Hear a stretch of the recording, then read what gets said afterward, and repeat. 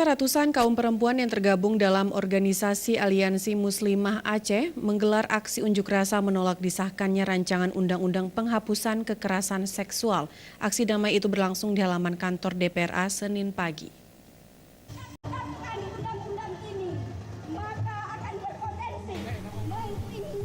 Ratusan massa dari kaum perempuan yang tergabung dalam Aliansi Muslimah Aceh dan beberapa ormas Islam dan Majelis Taklim di Banda Aceh Senin pagi melakukan aksi demonstrasi menolak disahkannya rancangan undang-undang penghapusan kekerasan seksual. Bentuk protes dari peserta aksi yaitu dengan cara melakukan orasi sambil menenteng sejumlah poster dan spanduk yang bertuliskan penolakan terhadap RUU PKS. Dalam aksinya di DPR Aceh, massa menyampaikan kekhawatiran terhadap rancangan undang-undang penghapusan kekerasan seksual dan mereka meminta agar aspirasi disampaikan anggota DPRA ke DPR Republik Indonesia dengan harapan RUU PKS dibatalkan. Koordinator aksi Hajjah Dahlia dalam orasinya menyebutkan RUU PKS tidak menjadi solusi terhadap kekerasan seksual di Indonesia. Bahkan RUU tersebut dinilai tidak berlandaskan nilai agama dan azas luhur bangsa. Dan ia khawatir generasi bangsa mendatang terjerumus dalam perilaku dan norma susila yang menyimpang.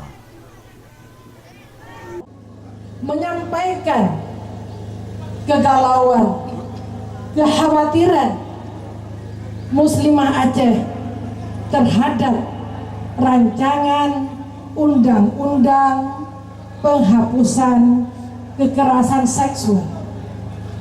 Karena menurut pemahaman kami bahwa rancangan ini tidak berdasarkan azas agama dan nilai-nilai luhur bangsa.